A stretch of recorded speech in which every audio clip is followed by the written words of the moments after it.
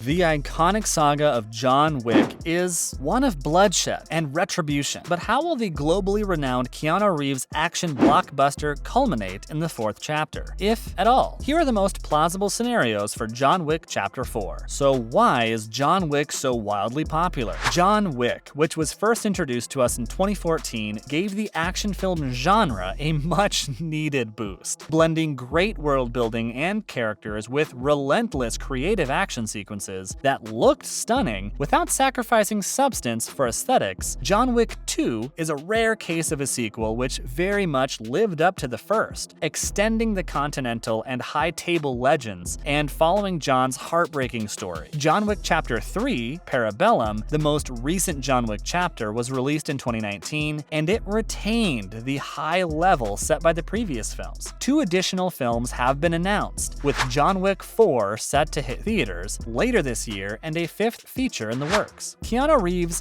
final appearance as Baba Yaga in John Wick 5 has yet to be confirmed. If the action series maintains its present level of box office power and critical praise, it might theoretically move forward continuously into the double digits. However, the wick will eventually have to burn out, extinguishing in a blaze of bullets and glory at some point. So it has to be, right? After all good things do eventually come to an end at some point. Following the events of John Wick Chapter 3, Parabellum, Wick has a few options on how to get to that conclusion. Is John going to make it? Will he be able to find peace? How many more corpses must pile up before we discover the truth? Fans of the eternal Wick will have to wait a little bit longer for answers. Since the release of John Wick 4 has been delayed due to the ongoing pandemic, filming is likely to begin this year, with a May 2022 release date in mind. And rumors claim that the 5th and 6th films will be made simultaneously. What potential endings may greet John at the end of his voyage, with at least 2 chapters left in the Book of Wick? Here are a few theories that fans have regarding how the story may continue. Next, Wick defeats the High Table and finds a new purpose. Although John Wick isn't a very family-friendly franchise, the character may find serenity after the gunshots stop flying. A battered and bloodied Wick is carried into the tunnels to face Lawrence Fishburne's Bowery King at the end of John Wick 3, Parabellum, following the massacre of the Pigeon Man's people. They both hold grudges against the High Table, a group of 12 criminal lords that orchestrate the global assassination campaign. Both John Wick 4 and 5 will undoubtedly follow Wick and the Bowery King in their unified endeavor to eliminate the High Table once and for all, and finally seek retribution for the sufferings they've endured under the organization's reign. In previous films, Keanu Reeves' character has desperately sought to avoid an all-out battle with his old employers, but now all bets are off, and only one side will be left standing when the struggle is over. Wick's problems are caused by the High Table, and the one-man murder machine may cheerfully spend 2 chapters killing all 12 seats one by one, with the enigmatic Elder as his last victim. In the first film, it's revealed that John Wick's late wife acquired a puppy, giving John a reason to keep going after she died. If John Wick is going to have a happy ending, he'll need a comparable anchor to keep him on the right track. During his attack on the High Table, John may come across an orphan whom he adopts, giving him a cause to fight for other than just sheer vengeance. John, the child, and their dog would live happily ever after at the end of the franchise, fulfilling Keanu Reeves' dream of having John walk off into the sunset. Next, John Wick's vengeance could be his last. As John has repeatedly warned, whoever seeks vengeance should dig 2 graves, one for his opponent and one for himself. Wick dying after finishing his crusade against the High Table would be consistent with John Wick's ideology of violence. After a brave attempt to live a normal life, John has realized that peace is unattainable and he'd rather die avenging the criminals who created those laws than sit quietly and accept his fate. As predicted in the theory above, John Wick joins forces with the Bowery King to slaughter the whole High Table. With each assassination, he becomes more and more hurt as he progresses through the various mafia families and their slew of operatives. John makes his approach to the Elder, the enigmatic head of the High Table, featured in John Wick Chapter 3, Parabellum, on his last legs. John realizes there's no turning back now. Even his fabled abilities won't be able to save him from the Elder's personal army. Recognizing that his doom is unavoidable, John executes one of his signature setups, bowing out in a blaze of glory while also achieving his his revenge objective. The assassin world is thrown into complete chaos without the High Table, but Winston of the Continental stands forward to head a kinder, more forgiving organization. As a mark of respect for a former buddy, Winston gives John a suitable send-off as mercenaries from all over the world bid farewell to a legend. It's a lovely moment. John's dog, too, was crying. Okay, he wasn't actually crying, but it would have been cool if he did, wouldn't it? Next, John Wick becomes the new High Table. It is undeniable that John Wick is a skilled assassin. As a result, it's reasonable to anticipate that John and the Bowery King will defeat the High Table and eliminate the foes who have mistreated them. The bigger issue with John Wick's conclusion isn't whether he'll win the last battle, but what will happen to him afterwards. According to the two ideas discussed above, the death of the High Table might either lead to John's happy ending or his death, as Baba Yaga becomes the new leader of the High Table and reconstructs the whole guild of assassins in his own image as a third alternative, since if John's journey has taught us anything, it's that you can't just abandon the mercenary lifestyle. Without leadership, the continental infrastructure would collapse, necessitating the appointment of a new figure to take the place of the High Table in the event of its dissolution. In the imaginary universe of the franchise, John Wick appears to be the most respected assassin, and he will be much more feared if he and the Bowery King are successful in overthrowing the current administration. No one would be better suited to fill the void and become the new elder than Wick. Wick could establish his own rules and regulations, making it easier for people like himself to leave the business and start a family. In some ways, this conclusion would be even more painful for John Wick than death, since he would become the one thing he despises. Wick has no ambitions of becoming a leader among his fellow criminals, yet it is precisely the lack of self-interest that qualifies him for this responsibility. Now, the Elder is a stooge for John Wick's actual villain. The series' arch-antagonist and the man seated at the highest seat at the High Table, the Elder, is ultimately revealed in John Wick Chapter 3 Parabellum. In this, however, just what the audience is intended to think. The most powerful person in John Wick universe is a guy in a tent, abruptly placed in the middle of the Moroccan desert. The disclosure was remarkably low-key. Many questions remain about the Elder's past, how he came to power, and why the other criminals follow in his footsteps. But given the Assassinations Guild's intense secrecy, it's possible that the character John meets in Morocco is simply a stooge to protect the identity of the High Table's true leader, Winston. The New York Continental's manager looks to be in complete command of any circumstance. At first, he observes John Wick's escapades and at first remains relatively impartial, but later becomes increasingly involved with Parabellum. Winston's actions may be all seen as part of a broader, unfathomable plan. The Elder, for example, orders John to murder Winston, which may be a ruse to test Wick's devotion, whether he'll kill somebody he respects or if he'll risk the High Table's wrath for the sake of a comrade. It's also plausible that Winston spares John amidst their rooftop gunfight, ostensibly killing him for the pleasure of the High Table, who don't realize he's the boss. Winston might expose himself as the actual mastermind behind the operation in John Wick 4, having spent the previous 3 films molding John into the ideal assassin. When John Wick realizes he's been bamboozled, the last battle of the John Wick franchise will pit John and his supporters against Winston. Next, Wick accepts he'll never find peace. Many fans believe that each John Wick film is based on one of the 5 stages of grief. John Wick's 2014 theme would be denial, since he refused to acknowledge the loss of his wife and dog, as well as the end of his quiet existence. The theme of John Wick 2 is rage, which is self-explanatory given his inventive murdering ways. In John Wick 3, John strikes a deal with the Elder in exchange for his freedom. According to this model, John Wick 4 will be about despair, which makes sense given his desperate situation at the end of the film. Finally, John Wick 5 would bring the saga to a close with the theme of acceptance. Theoretically speaking, of course. Acceptance would very certainly imply coming to terms with the demise of Wick's ideal existence in the context of his travels. John will cherish those short years with Helen, away from the brutality and killing of his business. But he must now realize that those days were only ever transitory, and the only genuine way to escape his vocation is death. And that's all. Thanks for sticking around till the end of the video.